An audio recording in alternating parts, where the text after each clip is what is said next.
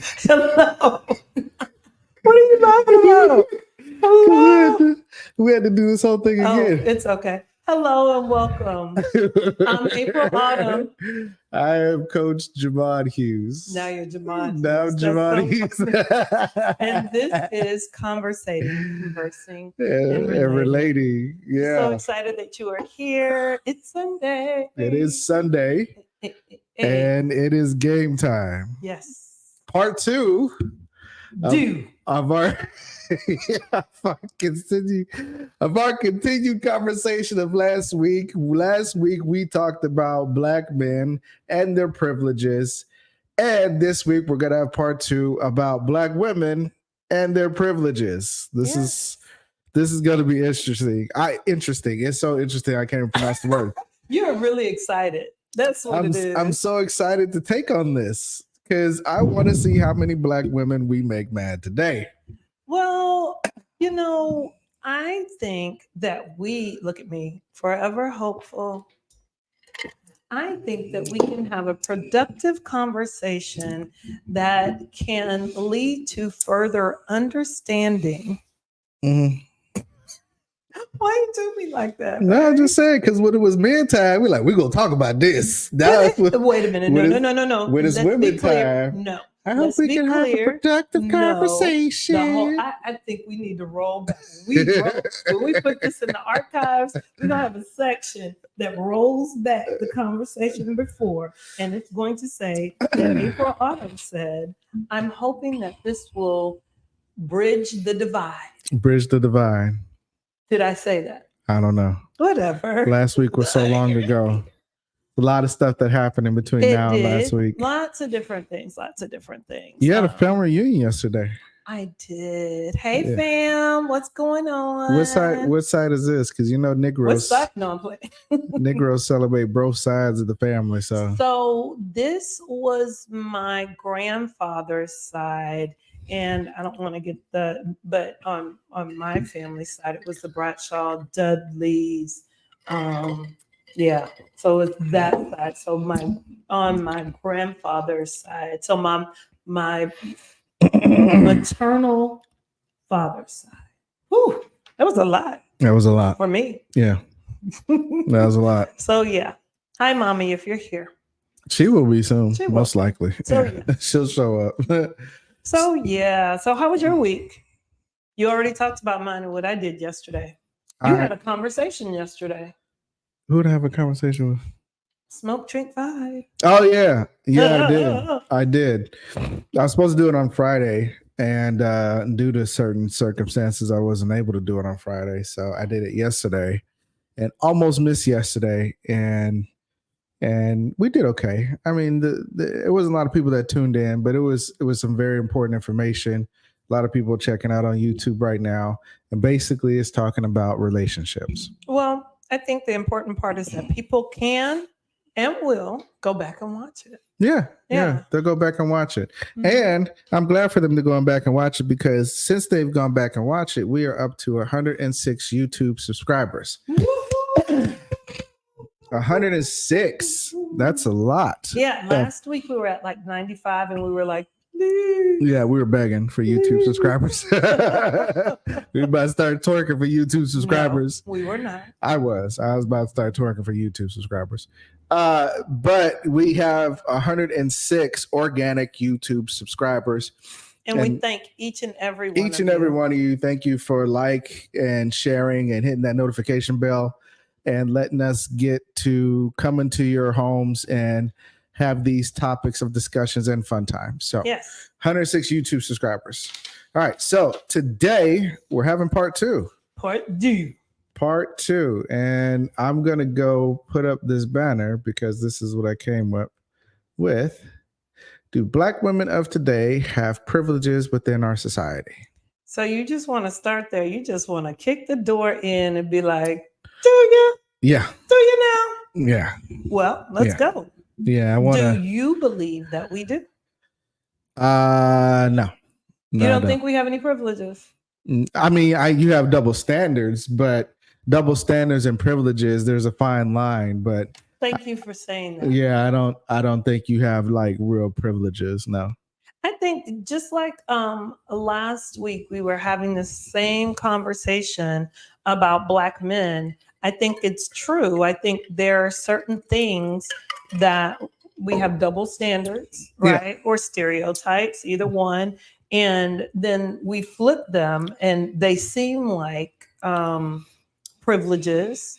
But some of them are just things that happen. Right. I don't know. We'll get why I believe that in a little bit because Yeah. we both did some research per usual. Yeah. Research is what we like to do. Right. And we like to be objective in our research. So We it's do. it's not biased research. Right. And so what I would like to say before we even start this is that, we're talking in context to we're talking in context to Not the same paper.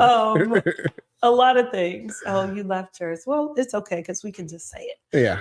We're talking in context to the larger societal norms, but also the norms in the Black community, right? Yeah. And so how those things play out as it relates to the Black family, Black culture. Yeah. Right. And so we want to make sure that we are being very specific about what we're talking about. So, because some of these things are going to rub people the wrong way. Oh, I can't wait. I See. cannot wait. Last week you were saying, "What I'm gonna do? What What did I say? I'm gonna burn you?" No, that's not it. Oh, I'm about to I'ma cook cook you. Yeah, I'm about to cook you. My lingo. But in these kind of conversations, when the light is shined on Black women of today, it tends to, you don't have to do a lot of cooking because they cook themselves. For the most part. For the most part, they cook themselves. All So today I'm actually going to be a little bit more reserved. What? Yeah. I don't believe you. Yeah, a little bit more reserved. I don't believe you. A little bit more reserved. Okay. I think being a little more reserved helps out in the long run. Does it? Yes, it does. Don't forget to call want you in. To fully engage in this conversation. I'm gonna fully engage. Okay. I'm gonna fully engage. We made it a topic for a reason. Yeah, we did. So yeah. And we did make it a topic for a reason. I'm gonna fully engage in the conversation. I want our audience to fully engage in the conversation by calling in live. You see that number below. Definitely call in live for that number. Or we have our live chat. If you're watching us, you can definitely hit us in the live chat and we will definitely read your responses, put it up on the screen. This is engaging conversation. So we want you to engage. Okay. Please. We want you to engage. So of course we're going to bring the educational pieces into this. And yeah, go ahead and hit that play button. Yeah. I'm going to share that screen, hit that play button. Let me, because I want them to see the whole thing. So that was the question. No, that's the overall question. Go to the thing. Right. And I cannot drive. Look at you. Let me Control. drive. Yeah. Janet Jackson. Stay on your side. Stay on your side. I'm going to drive. You stay on your side. Okay. Okay. All right. All right. So you see it, Black female privilege. And you saw the question earlier. And so what we're going to do, we're going to go ahead and get into this. That's what I was trying to do, get you to play because it moved. Oh, it moves. Yeah, okay. I'm sure go ahead and play. All right. Yeah, that was put on her shades and stuff. Okay. Mm-hmm. Yeah. So, that's all. I just the bull nose horn. What do you? Yeah. Okay. Okay, we can go. Black agent. I got it. She's serious about her stuff. She's real serious. She's serious about her stuff. Okay. I wonder if she does pick her nose though. You know what? I'm just saying. It looks like it's in the way. Look like it's in the way. All right. So when we talk about this, we want to give some background as to what we are utilizing. I'm not going to go through all of this, but we've been talking about the hierarchy of needs and where we are in this hierarchy, what we're talking about. And we're looking at safety needs, of course, love and belonging, and a little bit of esteem. Okay. So we can move on. Okay. Mm-hmm. All right. So the norms, these 5 key norms, I spent a lot of time explaining last time, but I'm only going to run through them this time. We live in a society where it's normal to have these 5 key norms that keep the shenanigans going, Mhm. right? The first one is we live in a society where it's normal to have power over others. We live in a society of haves and have nots. Mm. Okay. The next one is violence is acceptable in everywhere. We have violence that is supported, like war, like the police, things of that nature. But we also have violence that we just become numb to, whether it is death, Mhm. murders, shootings, things of that nature. Man, numbness is real, and Yeah. we're going to get into that in a later date. But numbness is real. There's a reason why you're seeing what you're seeing. Okay, in your Right. timeline. Move on. Right. So the next two, they go together. You Oh, went too. I went too far. You're going too fast. Going too fast. Go Yeah. ahead. All right. Limited notions of masculinity and limited notions of femininity. The masculinity is this thought that boys will be boys, right? And it excuses men for certain behaviors that they do, and it puts them in a box. The second one, I'm sorry, limited notions of femininity. This thought that women are the property of men, that we are not whole people, we're parts of ourselves. I know it sounds horrible and nobody wants to believe it, but there's lots of research out there that supports this on a day to day basis. The last one is privacy and silence, that violence against women, but violence against people, we don't talk about that at all. Okay. It's just we're numb to it. It happens. Okay, move on. Right? All right. Awesome. All right. So let's move on. Now we can move on. All right. I wasn't driving So- to the right place at first. So the next one is this act like a man, act like a lady box. And so we're specifically talking about acting like a lady and the privileges that we have as a lady. There are good things and there are bad things. And I will be doing a podcast and finding queendom specifically about act like a lady and some feminist / womanist stuff. So, but I want you to understand this is really about how we are able to behave. Okay. So, let's go. All right. So here we go. So we're hoping that the chat is going to blow up. So thank you all for being here, and I'm ready. So we want you to think about and respond in the chat if you agree or disagree, or you can call in to the number, which is 346 800 4639. So are these statements still relevant in Black culture? So, oh gosh, it makes your skin. Hey, girl. Hey, Sierra. That makes your skin crawl. Oh, Jesus. It works on its own. I'm telling you. You ain't got to do nothing. You just. Look, with the red, that makes my skin crawl. Ooh, okay. I know. So I think I should kind of lay this out first before we go any further. Right. So when we started doing research on this, it was really hard to find Black female privilege. Yeah. But then you know me, I'm going to keep looking. I'm going to keep digging because we did this one side. We got to do the other side, right? Yeah. And so I took out Black and put female privilege, and so many things came up. So many things came up. So this is why we want to have a deeper conversation about the Black female privilege. And if you agree or disagree, if these things are still relevant in our culture today. And please listen, please share if you can share, because we want a lot of females in here at this point in time to see if this is actually even true. So just please share. And when you share it, put Black female privilege real? Yes. Okay. Just put that in there, share it, and then see. We want on this live, we want people to come in and see what's what and voice their opinion on what we're about to talk about. Because this is interesting. Even though what she just said about it was hard to find for Black women, like we found stuff, but it wasn't really, I guess, highlighting Black women. It was like highlighting some things. However, when we put in the type, or when the search engine was just to women privileges, Mm. it blew up. It was a whole bunch of stuff that came Man. out there. Lots of things that we are going to talk about. Yeah. And I'm hoping that you all are open and honest with ourselves.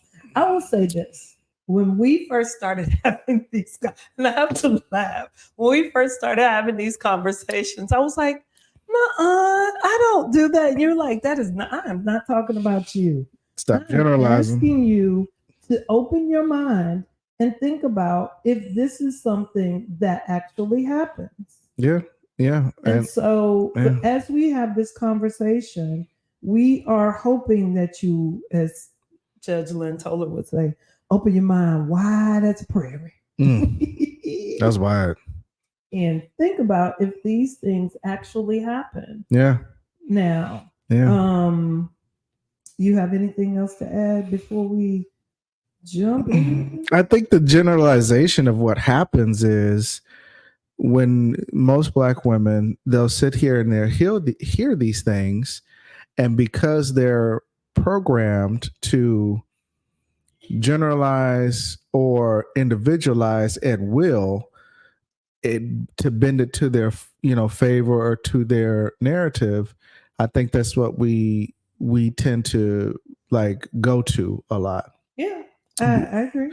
Like when a Black man, or what they call a pick-me-sha, is up here telling you other Black women about their attitude, their this, their that, and when they can't find different avenues to go down of valid arguments to argue against that point, then they individualize it and say, well, I don't do this, I don't do that. And it's like, no. We're talking about a generalization which you fit in. Whether you do it or not is irrelevant. It's relevant because, generally speaking, for the most part, you do it. Right. Okay. And so it's funny because when Black women talk about, some Black women, when they talk about Black men, they're quick to stick to the generalization and not accept the individuality or individualize when a Black man says, well, I don't do that, and then they say, no, generally you do. Right. Mm-hmm. They want to stick to the generalization when it comes to the Black man. So this is going to be interesting. I like I said, I've already saw a glimpse of the future with Sierra talking about it makes my skin crawl. The phrase "act like a lady" just makes my skin crawl. Oh well, yeah, yeah, and there's a reason for that, because that has been weaponized, especially against Black women. And we talked a little bit about, when we're talking about Black lady, they're usually talking about church lady if it is a Black lady. And so there's a lot of ins and outs as it relates to this thing about acting like a lady, especially in the South, right? Right.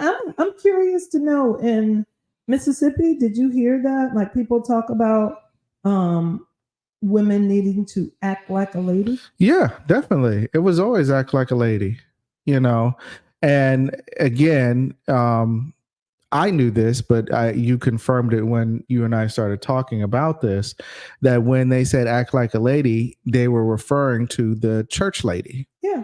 The dignified, chest out, proud out Black church lady. Right. And that does not apply to everybody in society when it comes to acting like a lady. No. And so, you're right. It's been weaponized against, Black women, just like act like a man, be a man has been weaponized against, Black men. So it's no different. The weaponization and the socialization of those words is probably why people like Sierra, it makes their skin crawl, because, and I don't blame her, because be a man, or here's another one that we don't realize we've been socialized to. You're not Black enough. Oh my gosh. Right. Because of the way you enunciate, or the way you talk, or the way you think, you're not Black enough. You know what I'm saying? Because you approach Black problems or Black issues not from the Black perspective. So you're not Black enough. So again, I've never heard somebody say you're not white enough. No. It's usually with people of color where it's weaponized. Yeah. And I've heard a lot of, the time that it is, you're not white enough is when you have people who identify in both spaces, black and white or black and Asian, or they have more than one culture that they are representing. So you hear that. So Yeah. yeah. I listen. I just want to see where this goes. Okay. You ready? I just want to see where this goes. All right, let's go. So I'm going to read them again. I will be the reader. All right. Answer agree or disagree in the chat. Are these statements still relevant in the Black culture?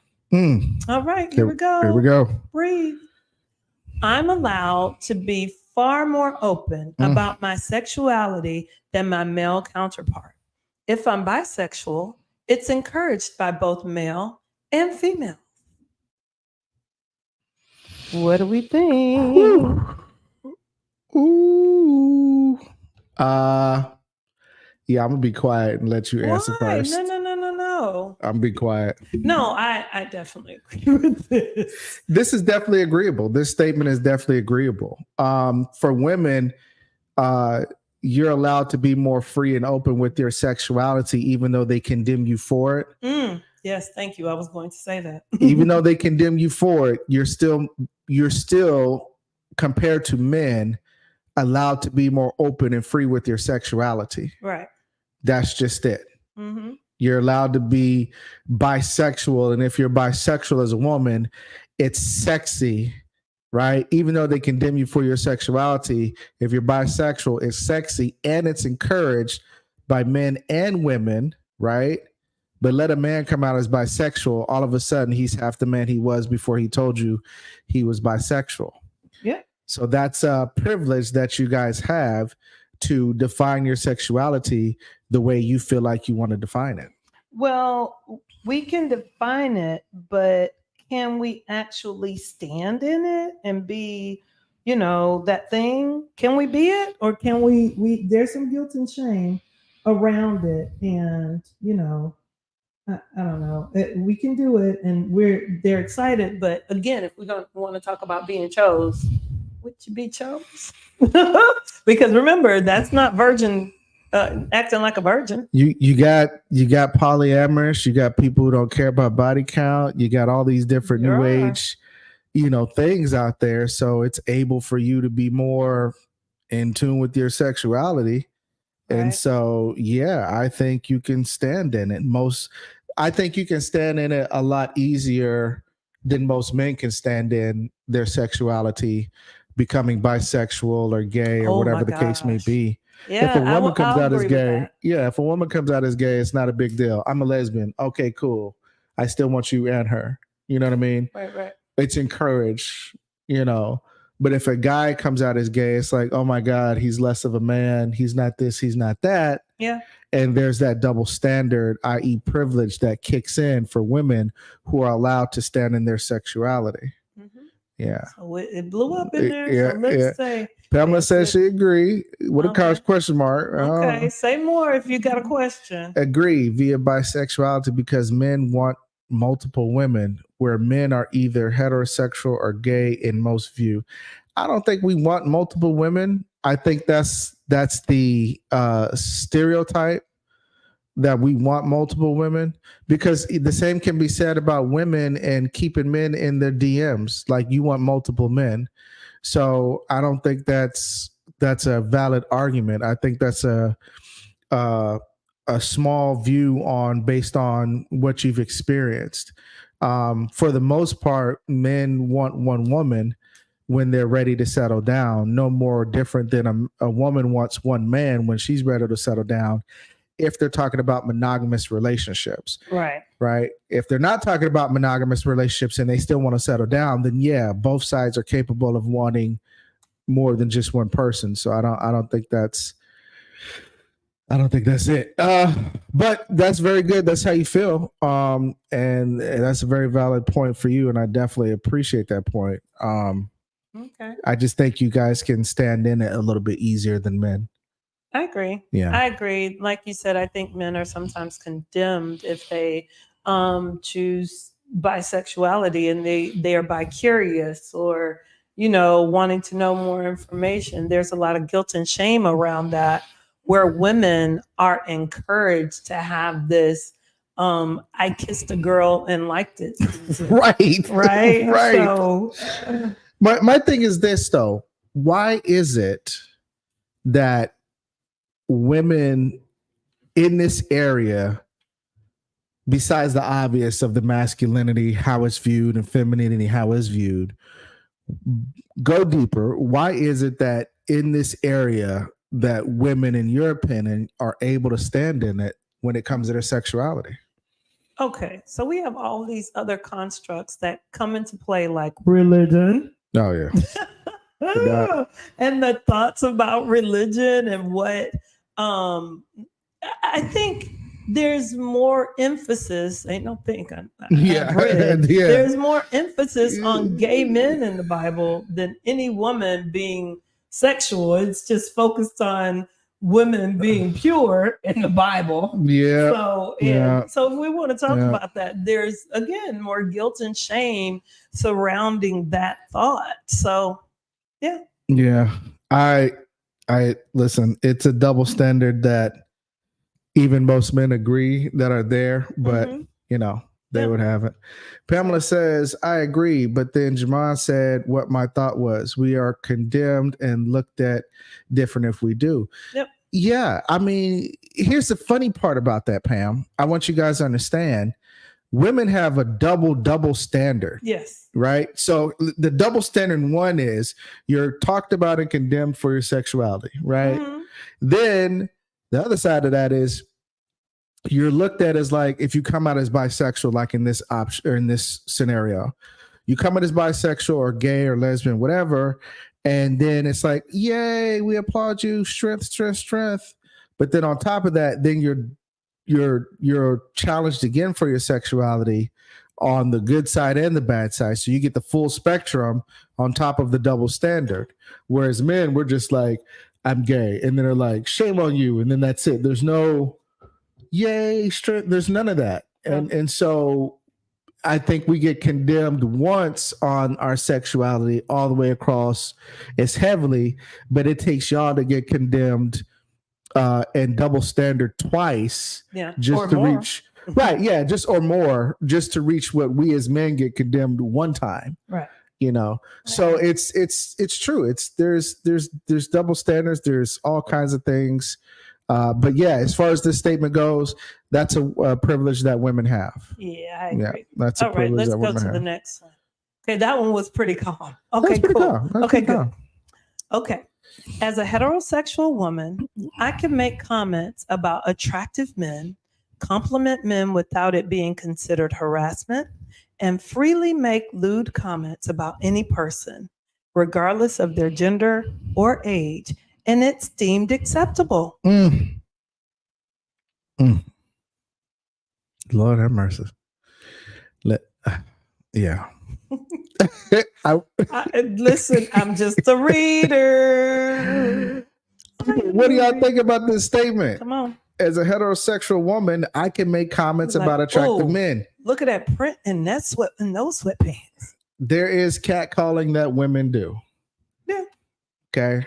There is. I've seen shows where Kevin Gates is doing a show or somebody's doing a show and some woman at the front can't help but grab at his crotch area.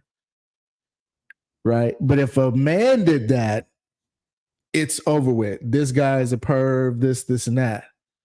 But nothing happens to this woman when she does lewd acts like this towards men. Well, and I'm thinking about the age stuff, right? Yeah. And so, like, when men date younger women, there's a lot of rhetoric that happens as it concerns that.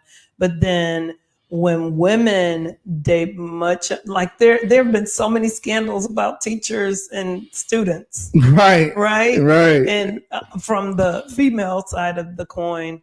And, you know, It'd be fine. I was thinking, like, where were these teachers when I was in school? You know what, sir? Yeah, I'm gonna need for you to stop. I know I could have got a 4.0. Can we go to I'm Sierra? just saying. Can we go to Sierra? Because Sierra has a comment. You Would've over here got talking that- about a 4.0, Would sir. have got that 4.0 so good. No. Let me see. Okay, wait.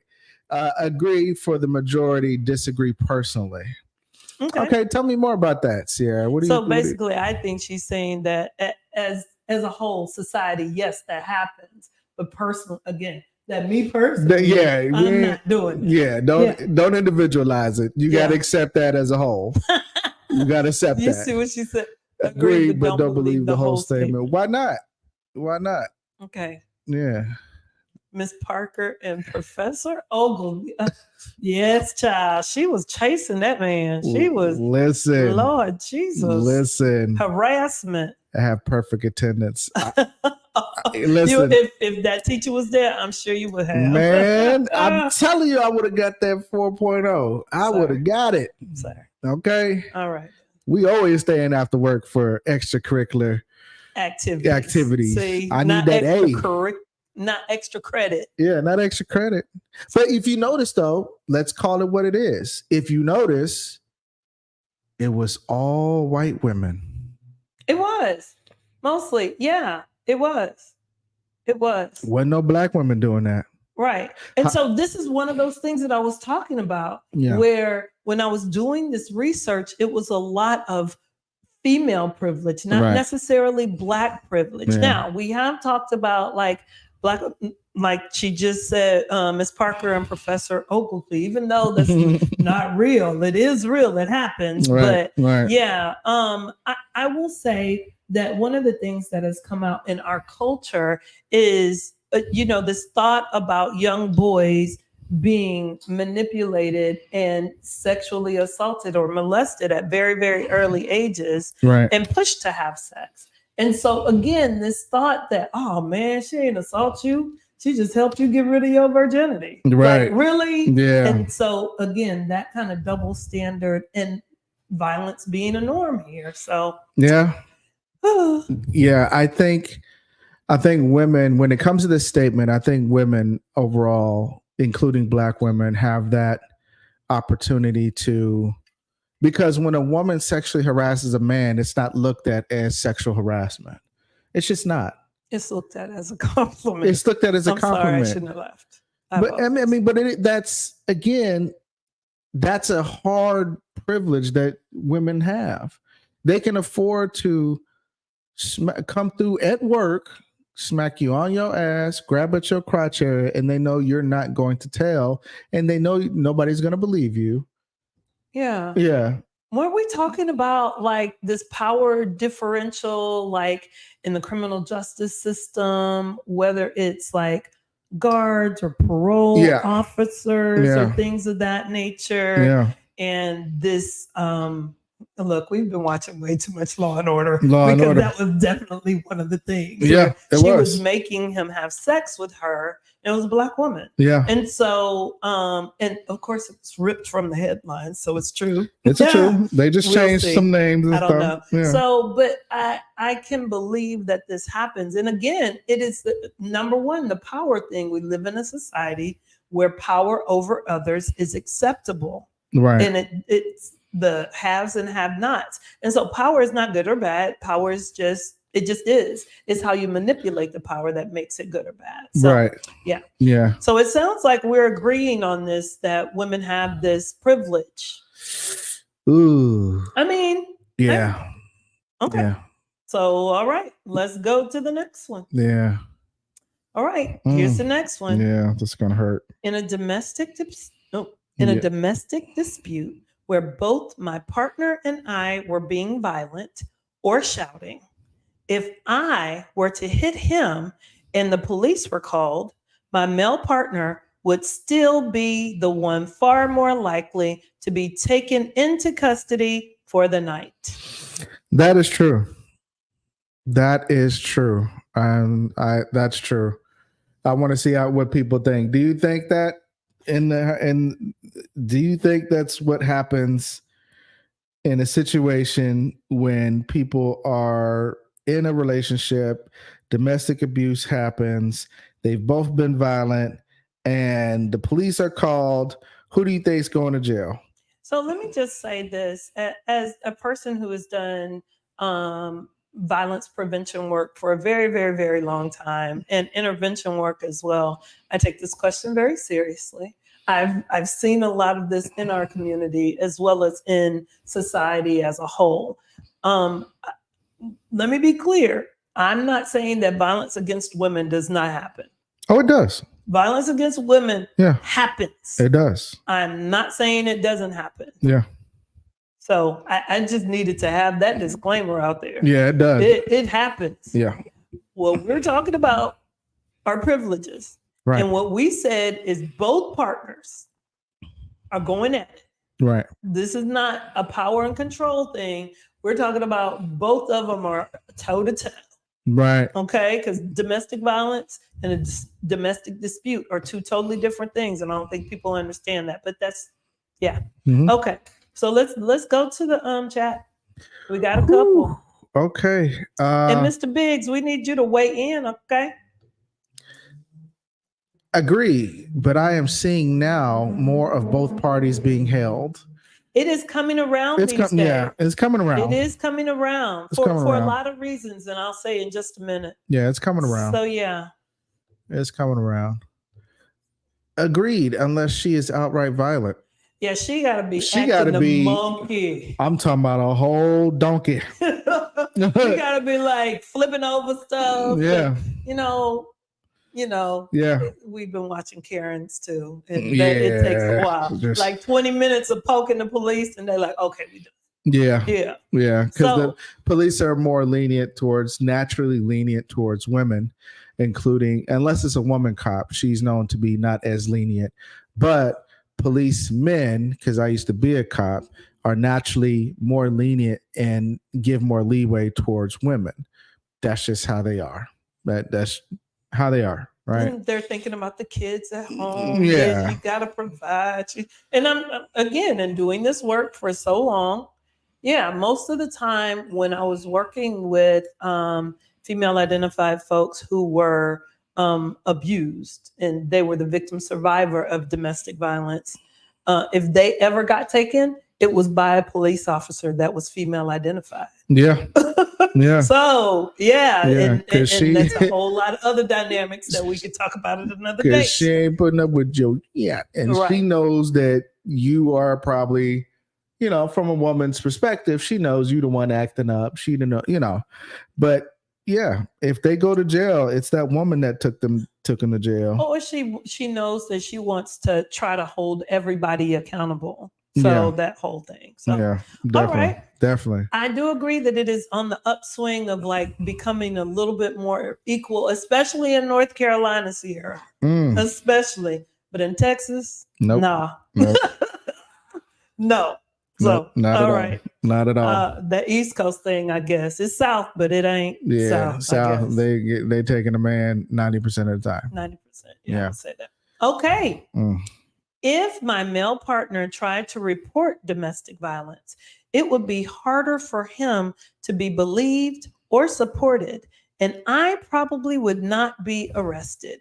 In fact, where there is a charge of male assault on a woman, there is no woman assaults male law.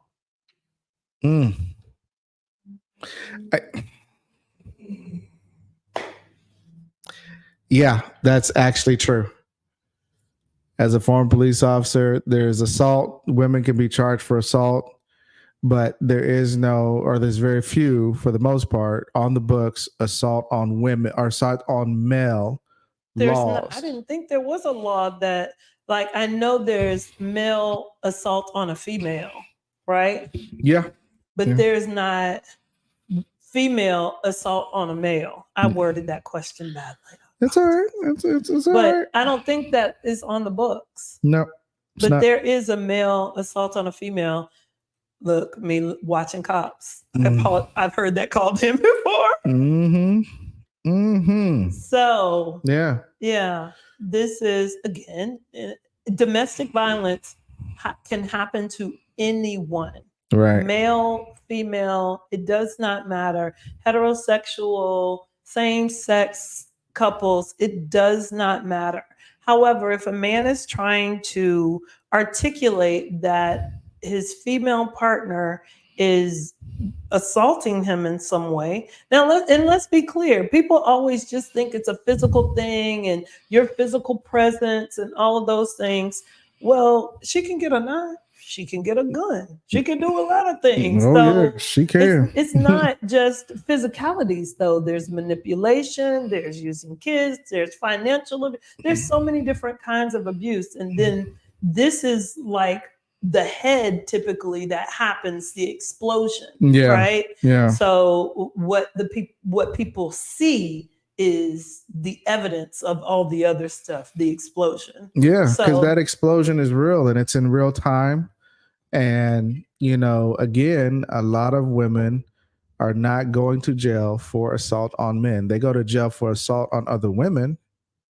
well, when it's against a male, it's just simple assault. Yeah. That's what the research said. It's just simple assault. Yeah. Or it a is. general assault. It's not, a woman assaults on a male. Yeah. It's only, and then it only gets upgraded to deadly assault if it meets the statute. Right. Right. But a man can punch you, break your jaw With deadly force. And he can go in and be categorized or charged with assault with a deadly weapon or assault with, whatever intent using deadly force. There's different ways it's worded across the country, but that's pretty much what it is. I don't think that the male assault on a female goes away. They just add. Yeah. It's like we add another layer to these. Yeah, they just add it.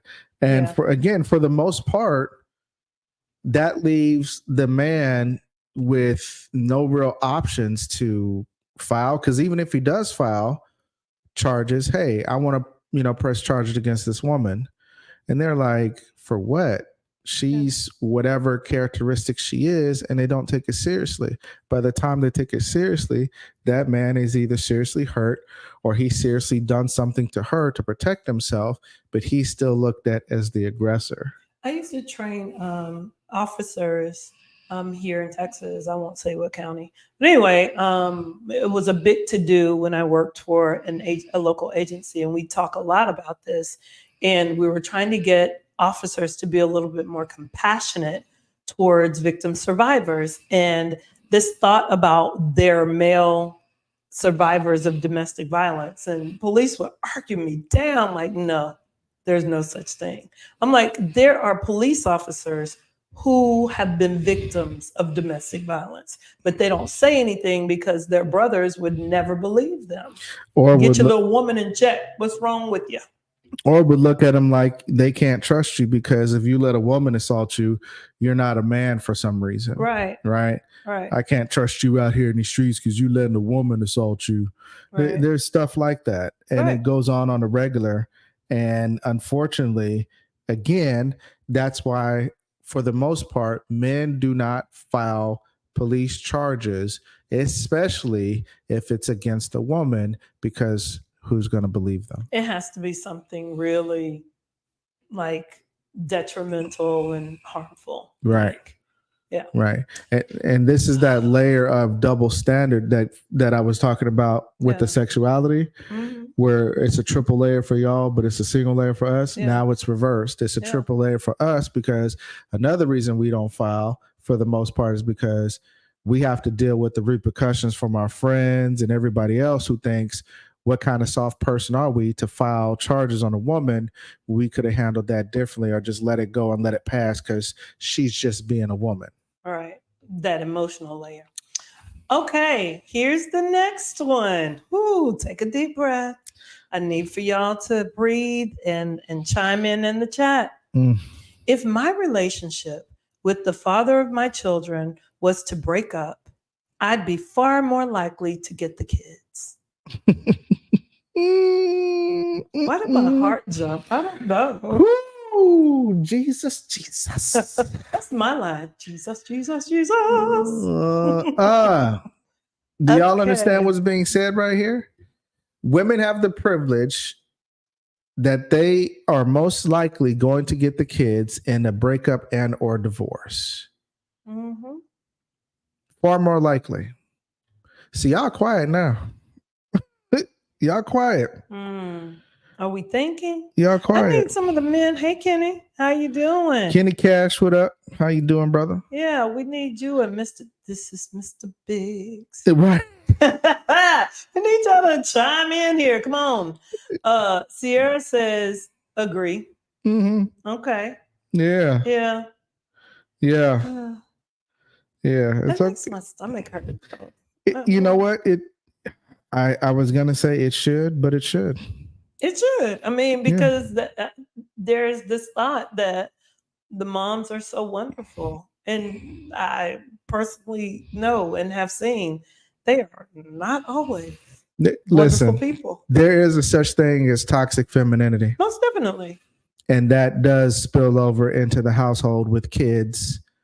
And it's the reason why some of these men and women are being raised and come out here with the mindset that they have, because nobody wants to talk about or agree that there is toxic femininity within the home of single mothers. Right. That's just simple, because you can't fathom that. A woman being toxic with her kids? Oh my God. No. No. Especially Black women.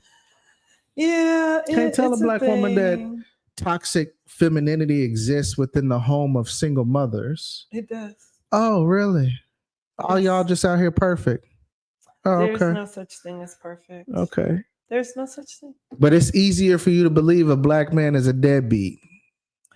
Yeah, people do go and believe that. They do. Yeah. They do. I will say that. Yeah. That's a privilege y'all have. Yep. There are a couple of people who said some things in the chat. Sarah says, agree. Thank you, Cece.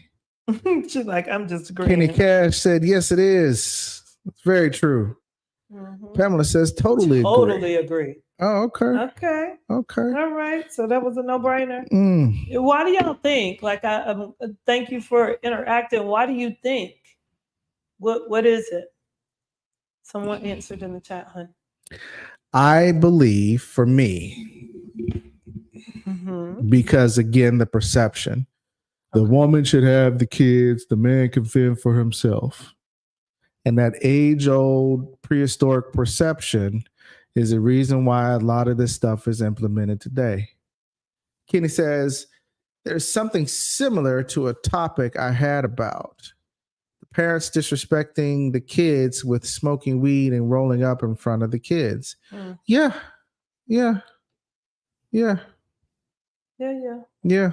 Facts. It happens. Facts. Somebody says the kids be better with mom. That's the thought? That's the thought. I'm asking, is that the thought, or is that what you believe? Is that what you believe? Because obviously not. I think that lots of people grow up with this thought, mama's baby, daddy's maybe. Yeah.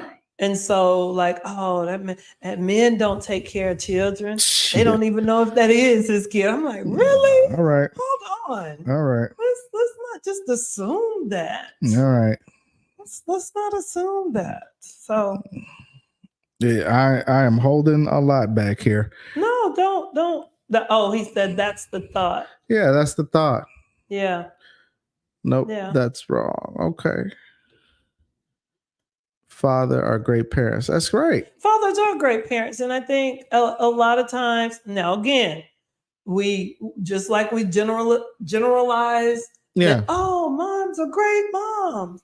We can generalize, oh, dads are great dads. But a way to prove this is when people go out for Mother's Day.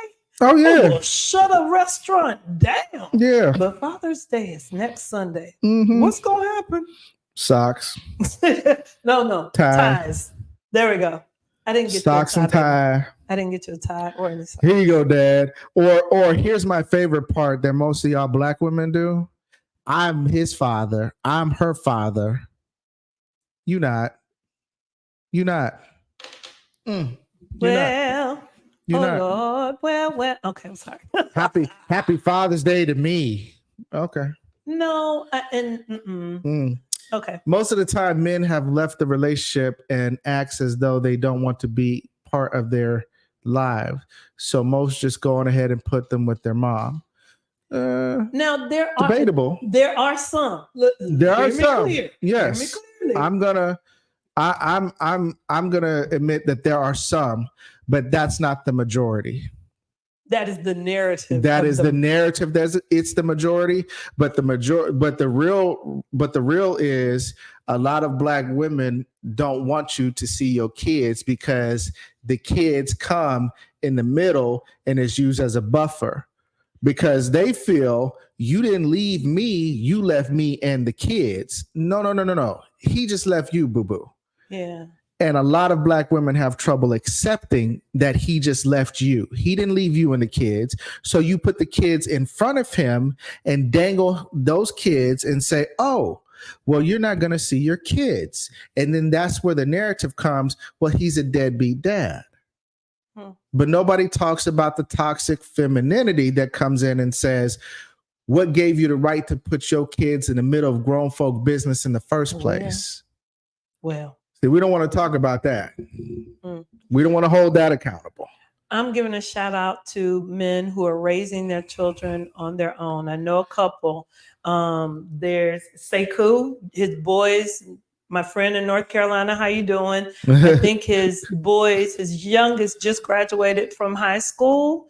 Doing a great job. Keep doing what you're doing. And then Rudy McCombs in Austin, doing a great job. That Negro has six. That nigga can't pull out it. Couldn't even pull out a driveway. You know what I'm gonna need for you. But shout outs to you. So there are men out there, and those are just the ones that I know off the top of my head. I mean, you are a great dad to mine and yours. So yeah. There are great dads. I think great dads are not celebrated enough. No. And I think also we were talking about this with responsibility when we were talking about the Maury show. Yeah. Like how white men, if they go on the show, they're like all disappointed that they're not the father. But sometimes Black men are portrayed like they're like, oh, thank God, good. There are men who want that responsibility of that child to take care of them and their legacy. And so when I see it, I make sure that I applaud it. So for those of you who are doing what you do as a father, you keep doing it. You keep taking care of your babies. And keep fighting to see your babies. Don't ever let any woman tell you that you can't see your babies, because despite what they think, the court system is not on their side. They barely know the court system. They're just banking on you not knowing the court system as much as they think you don't know the court system. Right. So fight for your babies. They're your babies too. She did not create them on her own. Nope. She did not lay down on her own. Nope. And she is not going to take care of them on her own so long as you want to be in their lives. So you fight to be in their lives. That's just facts. Yep. And shout out to the real women that allow their kids to be in their fathers or their fathers' lives. Shout out to the women that don't use kids as leverage and weapons against the fathers just because they're upset about what didn't work out with them. Okay, because there are real women out there that don't hold the kids and say, hey, I want you to have a relationship with your kids. I want you to have a relationship with, your son, your daughter. That's on you. And you leave that to that person, to that man. So shout out to the women that do that. Yeah. Shout out to the women that do that. Kenny said, when I went through a breakup with my wife, I took my son with me for 2 years till we figured it out. That's right. Because the son should be with the father after a certain amount of time, because a woman's not going to be able to teach him how to be a man. Just like that daughter should not be with her father after a certain amount of time because he can't teach her how to be a woman. She needs to go with mom. That's just facts. Whether he has full custody or not, unless it's a bad situation on the mom's side, if it's a workable situation, after a certain amount of time, that daughter needs to go with mom. Right? Yeah, I sent my son to his dad. Yeah. Yeah. And he needed to be there. To be there. it was good. This is a privilege that Black women have, though, and most women have. In a relationship with the father of my children, if the father of my children was to break up, if we were to break up, I'm more likely to get the kids. Right? Yeah. That's a privilege. Yep. That's a privilege. And it hurts men to, well, we'll keep going because I feel like I'm going to say something that Say we it. got. No, that's next. Oh. Yeah. Ooh. Okay. Mhm. All right. Mm. If I want to have a child, but I don't have a partner, I can choose to get pregnant and have a baby. Why are you trying to hide? I'm just looking. No. I know that one stung. Oh. I know that one stung. I know it stung. Jesus. I know it stung. Read it again. If I want to have a child, but I don't have a partner, I can choose to get pregnant and have a baby. So you don't even need a man. I mean, do we need to go to that conversation that we've heard in very divisive conversations about, I don't need you, I don't need a man? No. Okay. I mean, that has been the rhetoric for a very long time. Yeah. And I think this privilege right here is one of those things that, come to the forefront when we're talking about this particular issue. This spills over to even in the adoption process. Oh, Jesus. Even in the adoption process, a single Black man is less likely, even though very well qualified, to be able to adopt versus a single Black woman. Yeah, single Black woman, you got it. Oh yeah, they're gonna let you have it. You got it. They're gonna let you have it. Yeah. My man said, I really can't comment coming from single parent family. Mom was the father and mother in the household. Well, she had to be, but she was technically just mom. She had to play different roles, but she was technically, if you look back at it with a realistic view, she just tried to fill the role that the father was, but she never could, and she never was going to, because she could only be mom. That was just it. All right. And there's nothing wrong with that, because I'm sure she did a phenomenal job. All right. Just like some Black women out there who really put in the work, and they have to be just mom, right? Because there are some trashy dads out there. Yep. All right. There are. Just calling what it is. It didn't sting as much, but it's true. Oh, it stung. It stung. Don't worry about it. The fact that you had to say it didn't sting lets me know it stung, boo-boo. Stop cooking people. It's cooking itself. I just realized that there are no egg bank like Spurg Bank for those things. Oh my goodness. Home Alone face. Yeah. Yeah. I'm gonna give you the favorite thing my wife likes. Oh no. Hey, if you don't know, you don't know. But again, yeah, this is a privilege you guys have as Black women, or as women in general. You can decide to say, I don't need a man. I want a baby. There is minimal effort for me to go do this. I just need to show up and see a doctor, and they'll give me a baby. Right. I had a male friend of mine when I was maybe 30. It was after I had Grace and Isaiah already. Yeah. And he was maybe like 45, knocking on 50, and he really wanted a son. And he was trying to convince me to have a child for him to have. He was like, just sign over all your rights. I'll give you X amount of money and da da da da. I was like, no, sir, we're not going to do that. However, money. there are some people who negotiate this. Yeah. And I really thought about like, oh, wow. And he was really invested. I don't think he had a child though.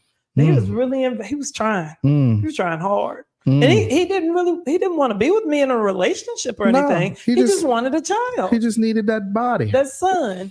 He wanted a legacy. Yeah. That's what it was. Yeah. Would have been disappointed if it came out a girl, though. He would have. Yeah. And he would have like, all deals are off. Yeah.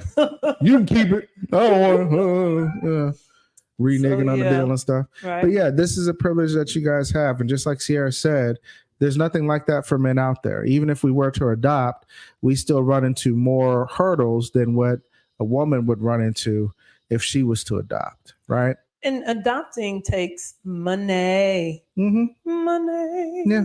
To So- which y'all have. Okay. Yeah. That's not where I was going, but okay. Yeah. Next one. Okay. If I get pregnant, Mm-mm. I have the freedom to decide whether to keep the baby and whether or not to include the father's name on the birth certificate. Ooh, Jesus. Let me read it again because somebody was laughing. Jesus. Okay. If I get pregnant, okay. I have the freedom to decide whether to keep the baby and whether or not to include the father's name on the birth certificate. Mm. Right. I don't think this is going to be a popular podcast. Yeah, we're probably Look, the numbers have been numbers. dropping Low numbers. slowly, Yeah. and that's okay because Yeah. it's something that needs to be talked about. Yeah. This We're not is here true. for just popularity. We're here to give you the truth and the real, and this is real. Yeah. It was all rah and a lot of voices and everything in the convo when it was men's turn, right? But when it's women's turn, we down to 2 viewers and everything else. It's like, come on now. You got to call it what it is. Right. Okay. What Sierra say? Disagree. That's not only the mom's choice, I think. No, It is. It's her only the choice. mom's choice. Yeah. Unless they're married. That's the only case. And So if I get pregnant and if this person has no idea that I'm pregnant, they're gonna be like, oh, so what's his name? Yeah. Baby Sparks. Right. Because my name is Sparks. You ain't telling me. And there's nothing in the law that says a woman has to tell a man that she's pregnant with his child. Mm. Yeah. There's nothing in the books. Yes. Right. Right. There's nothing in the books that says a man can sue you for not telling him that you're pregnant. Yeah. For not putting his name on the birth certificate as a father. As a matter of fact, they're just now putting laws on the books that haven't fully passed yet through Senate in the state level that as soon as a baby is born, that you have to take a DNA test to determine paternity. But there is a law on the books that's passed through the Senate on the state level, not going to say which state, that as soon as a woman is pregnant, she can start collecting child support. Don't leave, sir. Come back. Come back. Which is another privilege y'all have. You're taking me too fast. You're taking me too fast. You can have a baby, say I'm pregnant, have the pregnancy test right here, say that's the father without genetically proving it, and child support can begin. And if he doesn't pay child support within the 9 months, he's already in the rear 9 months worth of child support. Go ahead and go And he to goes the to jail. next one since you're going to go there. I'm just saying. You did. You I'm went just there. saying. You're getting ahead of yourself. Pamela says, I agree. I agree. Okay. What's All the right. next one? All right. I love it when you are passionate. Okay. Mm. If a man is legally recognized as the father, he is required to pay child support, regardless of whether he was aware of my efforts to have a child or not. Mm-hmm. On the other hand, if he is not the biological father, but is involved in the child's life, he is more likely to be obligated to pay child support. In either case of child support, I can still deny him visitation of the child. Oh, what did Cadence say? Officially, Cadence. I agree. It is my choice as a woman to have children, and I am not married. I'm a single mom, and I feel like the last name should be earned by the father. It's not given. It's a privilege. Ooh. But go ahead.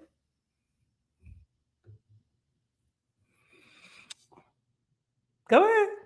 Okay. That's what we're going to do? Okay. I'm going to just put it back up there again. This is what she's saying. It's my choice as a woman. I have children. I'm not married. Now, I believe that thought process comes from the type of man you chose to have children with. Because why else would you not want to put their name or give them the last name besides the fact that you're not married? But again, this is the privilege that we're talking about. There's legacy, so much legacy in a name. And I think we take that for granted, and that child really fully knowing who they are. There's so many people who, this world is so big and so small at the same time. And if you don't know who your people are and who your DNA and all of that stuff, you end up inbreeding and all of this stuff. And so this divisiveness of this child is all mine, and I created it on my own. Just because you housed it doesn't mean it's just your own. It belongs to the two parties who developed the child. The only way you can say that with clear conscience is if you went to a sperm bank. Yeah, and we just talked about that. Right. So, if that child was created officially with you and somebody else laying in bed, that ain't just your child. So that ain't just your child. But unfortunately, the law protects you. It does. A little bit. No, a lot of it. That's what that's why we're talking about it. A lot of it. A lot it's of changing it. now. It's because slowly changing. Yeah, because now in some states, a man can sue you for terminating a pregnancy without his consent if he's found to be the father. And there was the other one that we were reading about where the woman put the child up for adoption. And he didn't know about it. And he didn't know anything about it. And didn't she get sued or something? She got sued. She almost got some time. Jail time. So yeah. Yeah. And he was so upset he wanted to go get his baby right then and there. He's like, who has my baby? Right. Yeah. So, agreed, but only on the basis of denial of visitation for safety reasons. Now, again, let me go back to that. Safety. So as a person who has done domestic violence and sexual violence work for a very long time, I'm not saying that domestic violence doesn't happen. I'm not saying that at all. I am saying there are times where people weaponize that to get no visitation, no nothing, right? I'm not going to sit here and say that never happens. I used to be a DV clerk in the court system. I would sit there and listen and watch people walk out, high-fiving people, and I got that bleep, blah, blah. I'm like, oh my gosh, not really even concerned about the children. Or their safety. And so again, what this is right now is we're shining the light on some of the things that some people just don't know or don't care to know. That's why the numbers how they are. Right. And that's okay. I'm okay with that too. Yeah. There are things we went hard on the women, like on the things that male identified people have, man. But this just kind of disturbs me because, like, there's this thought that all women, yay, a coupon. No. Hell no. And that is part of the divisiveness that is happening in our communities, that we're seeing the consequences of these children that we see every day in relationships, not knowing what to do, not just...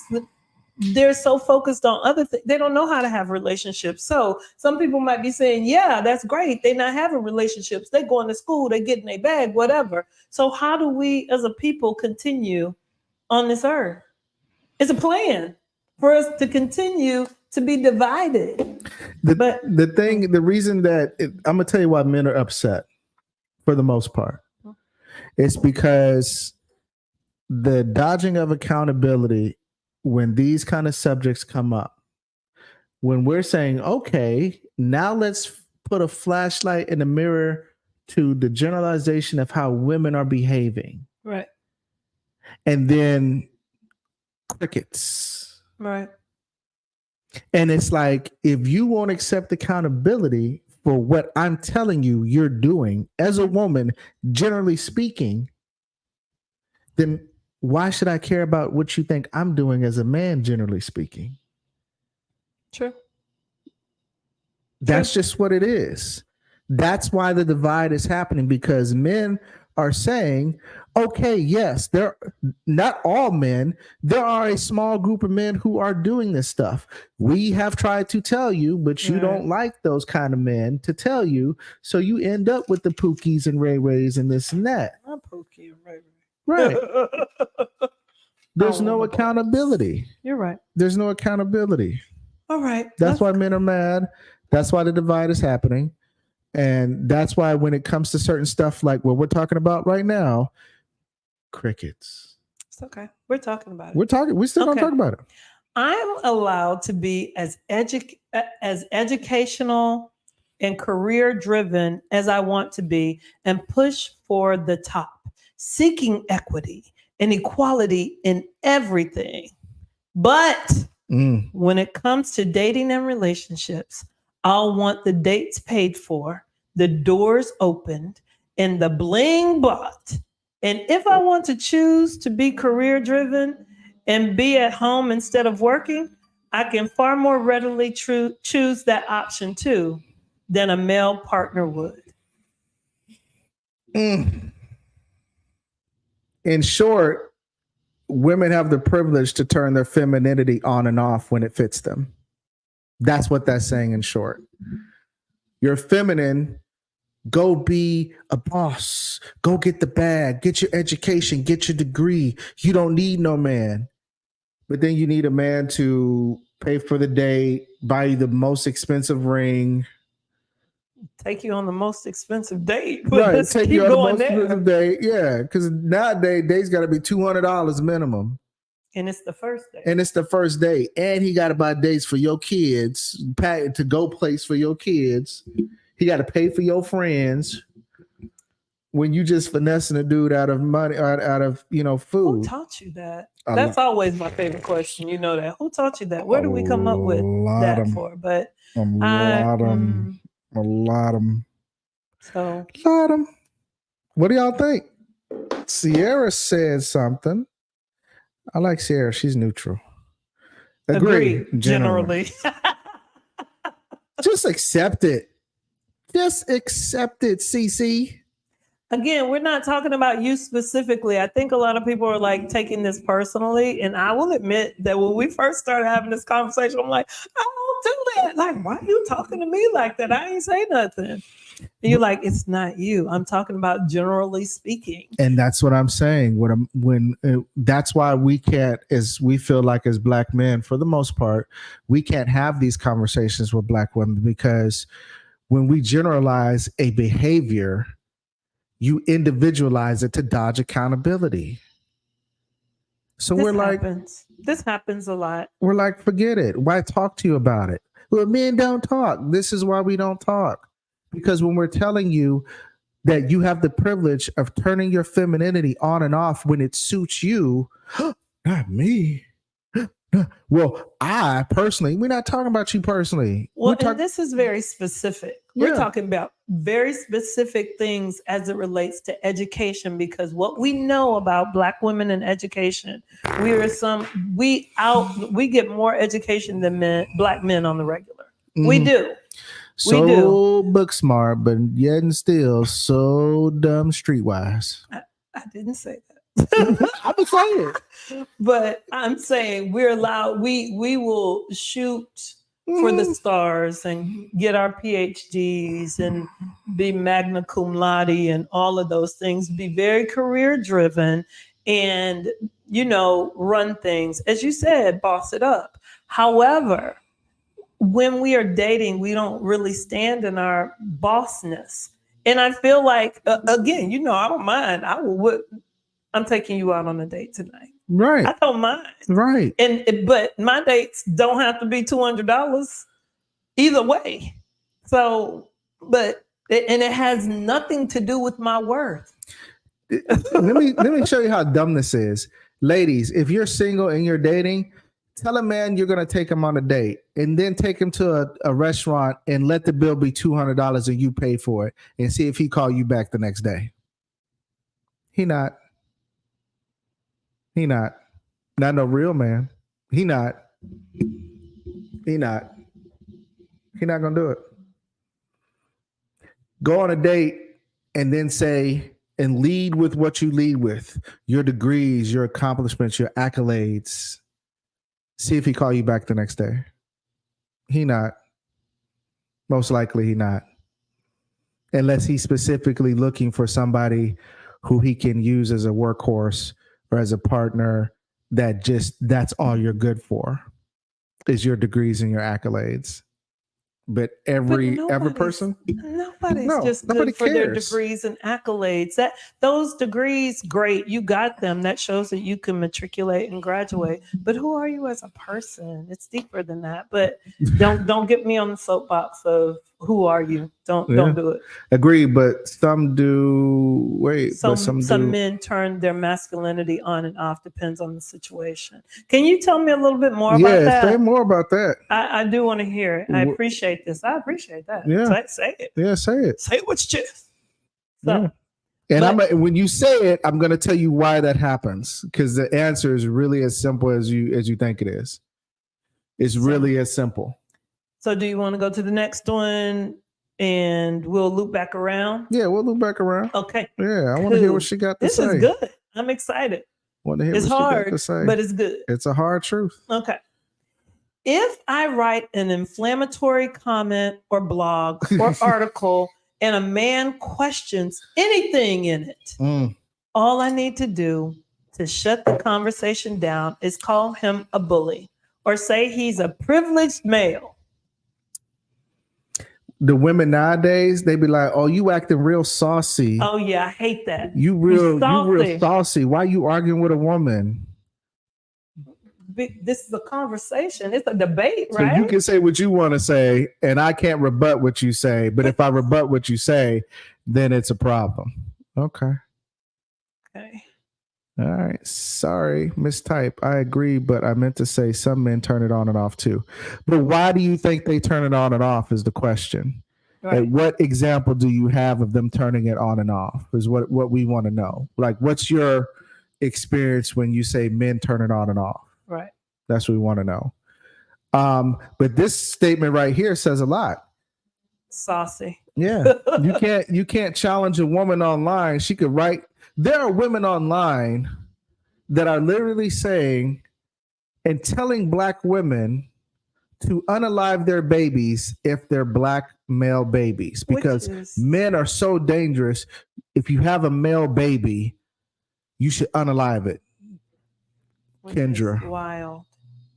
You have women out here like Kendra who are on these podcasts and have echo chambers full of other women calling Black women who don't agree with you pick-me-shiz and all these other kind of things because they have a different viewpoint of the Black man and what's really going on and what will really help bring them together.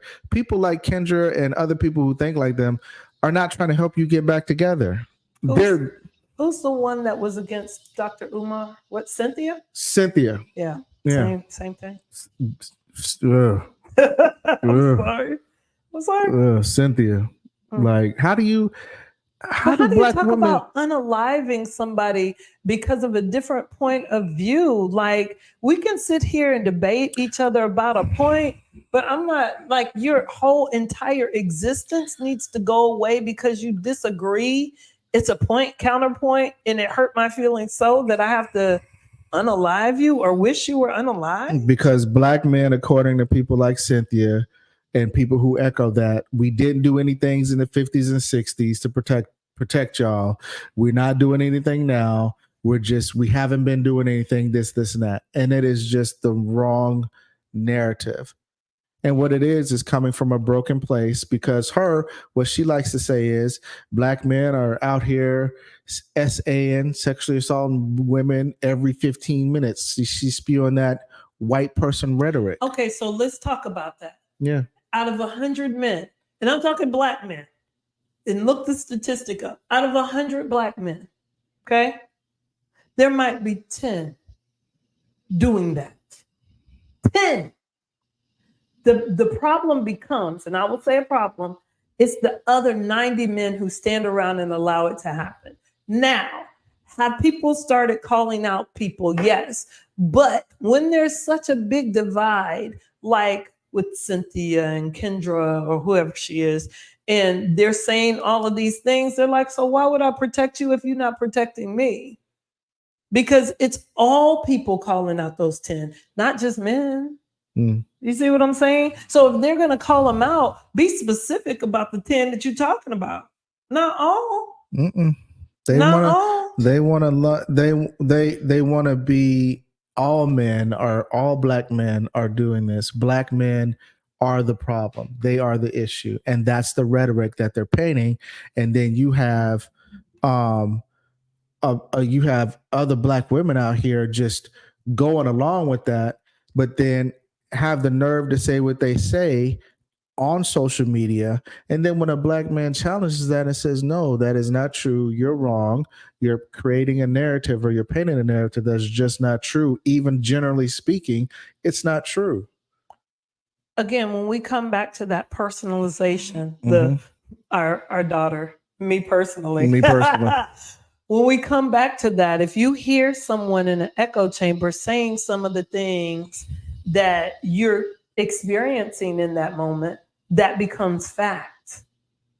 Do you see what I mean? Yeah. So if everybody, not everybody, but if there's a large group of men who have assaulted you in your family or in your neighborhood and you've not been protected by them, okay, I can see that. But that's not the world. That's your family. That's those people. And we called that out. And what needs to really happen is your family need to call them out too. As a family, the women and the men in that particular family. Don't put it on all men in the world. Like they don't know what's going on with you. My man said these women are delusional. Yeah, I think they're ill-informed. No, they're delusional. I came up with a better word, but okay. They're delusional. Rape apologist. Yeah, yeah, Mm-hmm. yeah. Generally speaking, for the most part, you can say what you want to say as a woman, as a black woman online. You can say what you want to say about men, and it goes unchecked. Right. It goes unchecked. But as soon as one black man says something about a black woman in any shape, form, or fashion, he's saucy. He's this. He's that. It's a whole bunch of other stuff. Let's go to the next one. You just get in my slides all the time. I'm just saying. That's not sexual. It's not a real sexual. Sorry. It's not a real sexual, but okay. Get in my slides. Okay. I can make disparaging comments about a man's sexuality, his economic standing, the size of his penis, and his ability to do pretty much anything in return for him disagreeing with me. I can do this because when I do, I know there will be many other women who will stick up for me.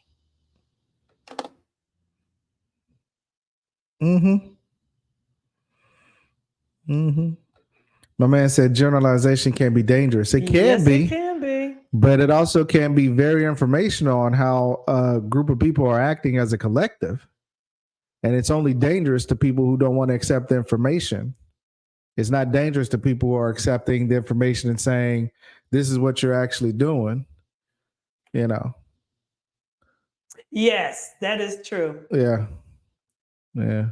Men and women often become victims of generalizations, unfortunately. They do. Yes. So, and that brings us to this, what we're actually doing, because this is when we talk about these privileges, again, they're not really privileges.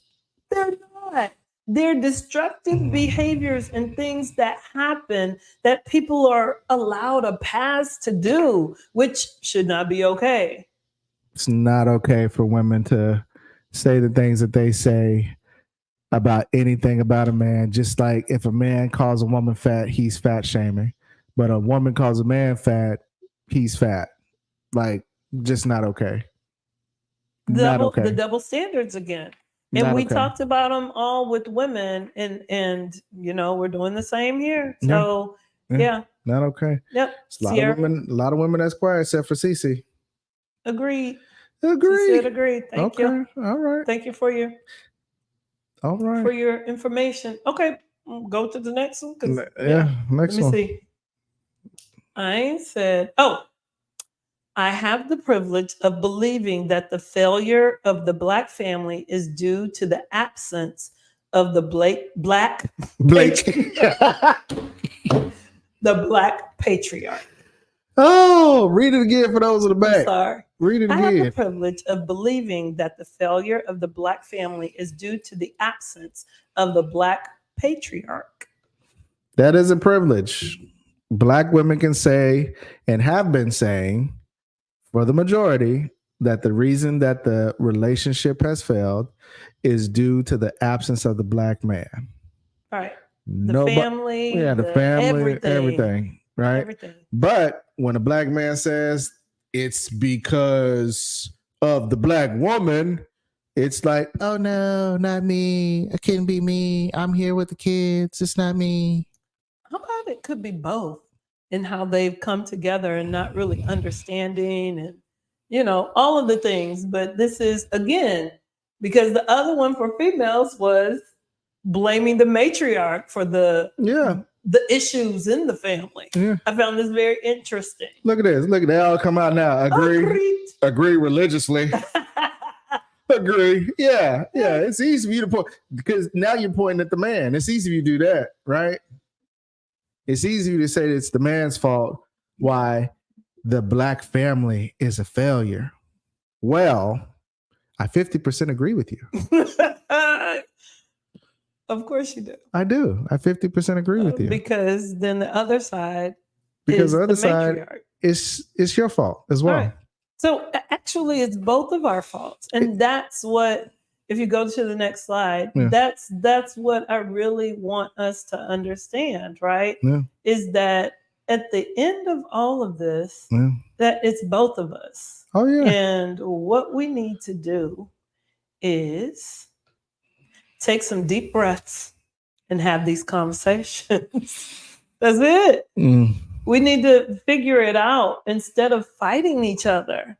Because none of this, and again, when we really started researching this was really about white women, right? So it's crucial to put all of this into context, right?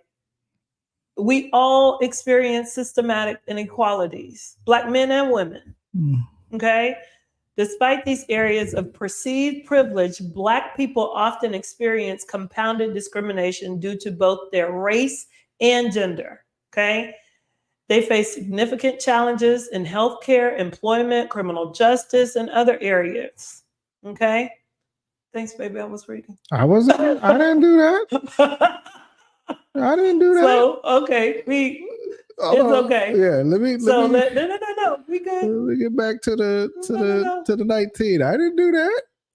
Let me get back to the 19. Okay, I'm gonna read the last sentence because Okay, discussions about privilege are nuanced and should be approached with sensitivity and understanding of a broader context of inequality. Now, we did this kind of tongue-in-cheek and humor. We did. Yeah.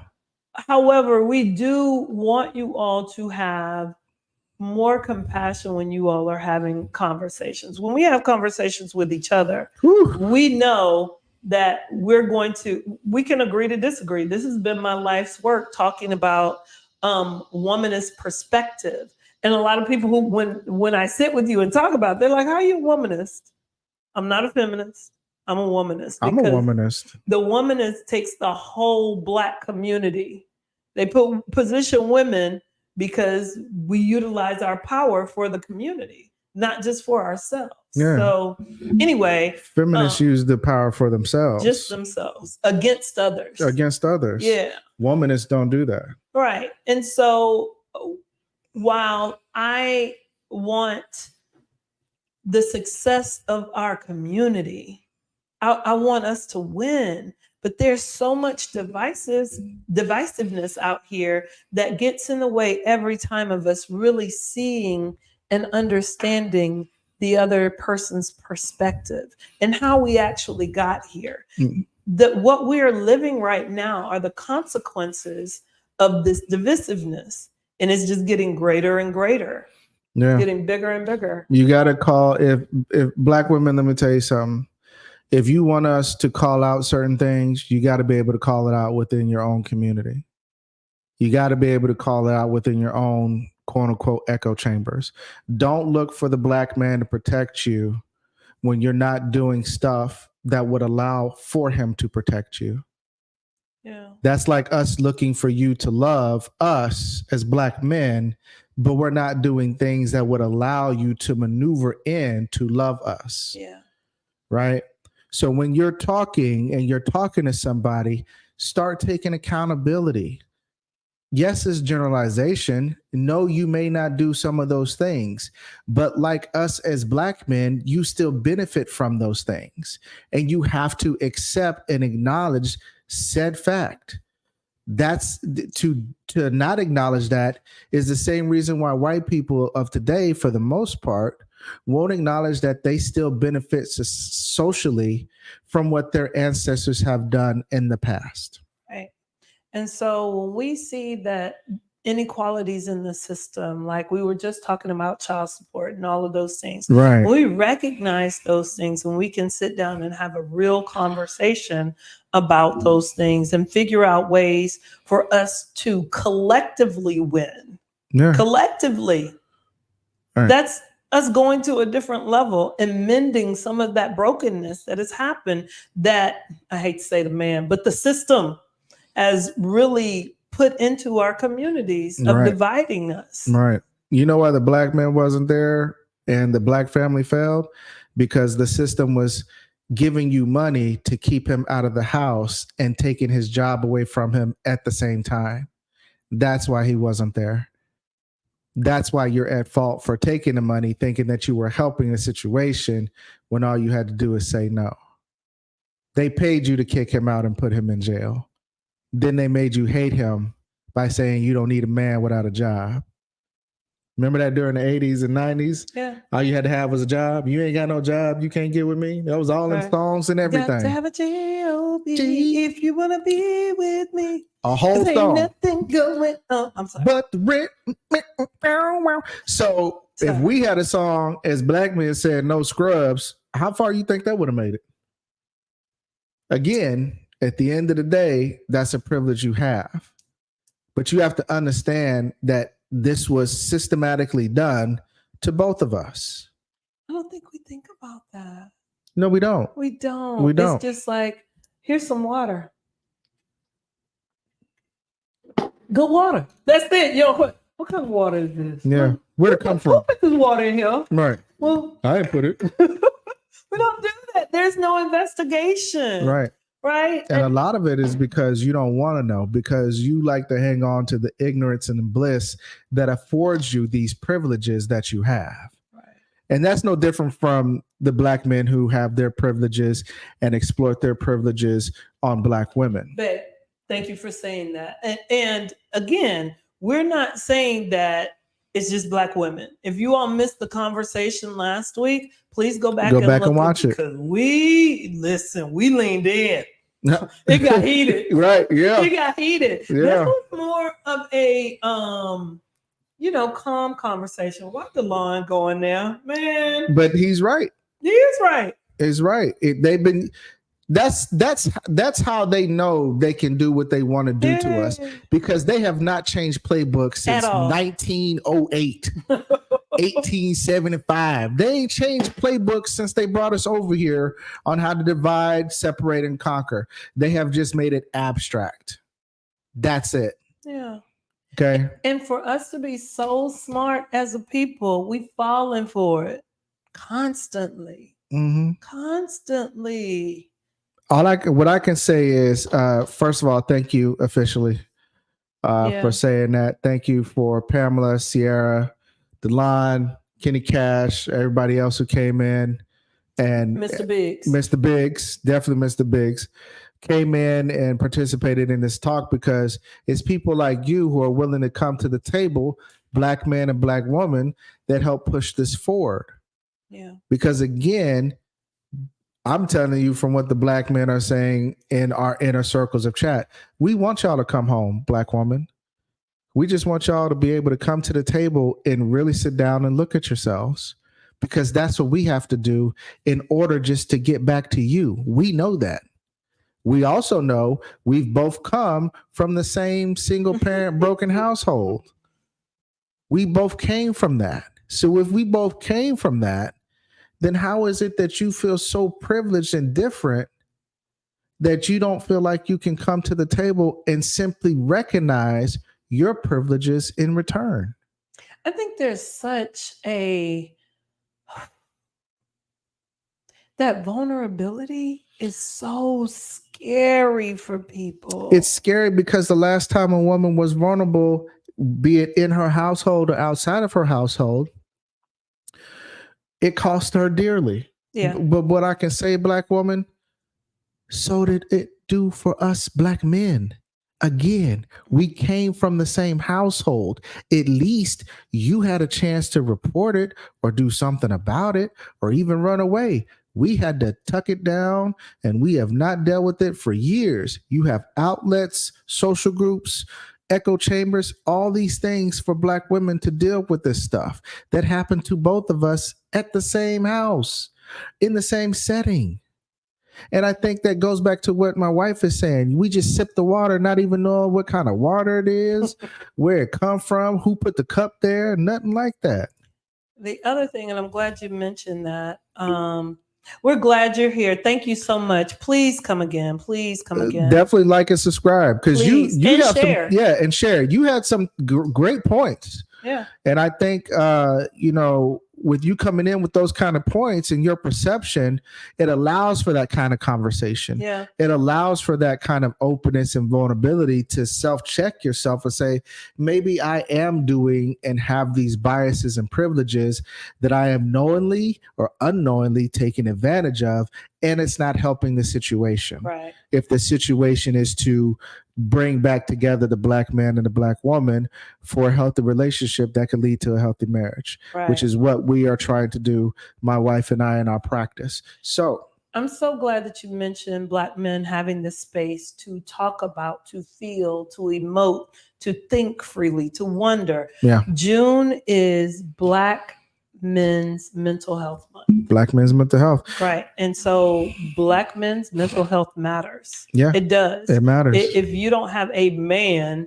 in your life, be it your boo or whatever, you have uncles, you have a father, you have a grandfather, you may have a son, you may have a friend, a brother, somebody. And so if those people around you are affected by everyday life and things, they have emotions, they feel, they think.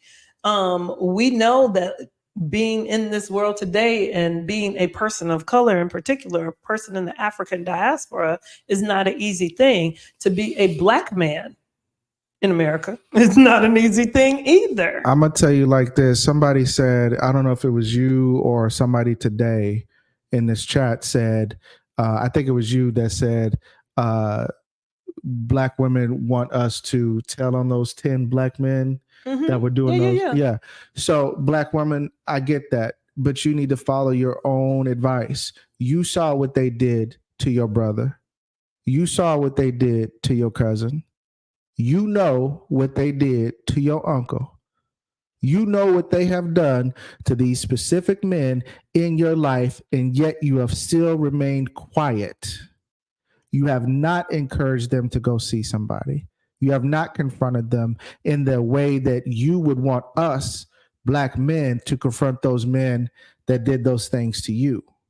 Right. There are men who experience sexual violence or other kinds of violence at a very young age in a way to say, oh, this is helping you to be a man, or this is helping you to do whatever. And it's still violent nonetheless. And it has an impact on them mentally and emotionally. Yeah. And they just pack that away. Yeah. But, we've talked to several people. I think the oldest person was like in their late 60s, and they were talking about things that they've gone through as a child, and they're just now getting to unpack that. Yeah. That's so heavy. Yeah.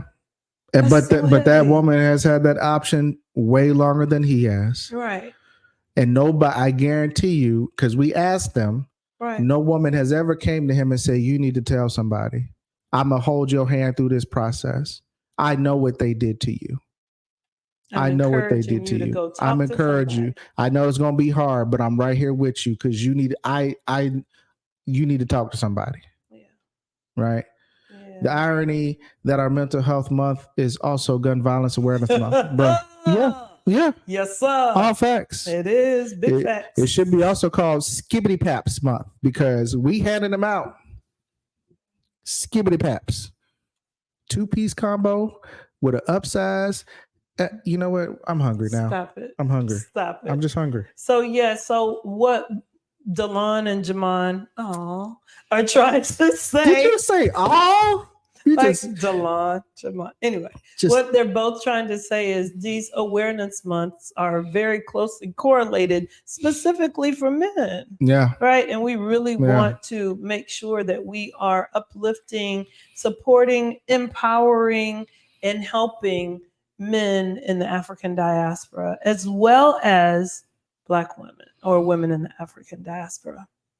So look, we have enjoyed today. It's been different. Very different. It was different today. Very different. We had a newcomer, very participative newcomer. And we officially want to welcome her and officially want her to come back and officially tell everybody else because she's that official. But they say, run tell that. Run tell that. But we had a good time. We think that we know that we've been able to change a lot of people's thought perceptions, bring a lot of awareness to a lot of things that are happening within our community from the perspective of the Black woman or the woman in general and how it affects us Black men. So again, definitely look at this information, share this information, pass it along, but definitely change the thought process and the perspective within yourself before looking to see it in somebody else. Yeah. Yeah. Thanks you guys so much for tuning in. We love you much. Thank you for helping us to get to 100+ subscribers. 106. Let's keep it going. Yeah, let's keep it going because we're going to have a good party when we reach the monetization stage, which is 500 subscribers. And we're going to send something special out to each and every one subscriber. So please like, share, click that notification button and tune in to our different podcasts. Leave comments, all kinds of stuff. Be active, be engaging. These are the kind of conversation we need to have. Okay. Yep. All right, y'all. See you next time. Bye.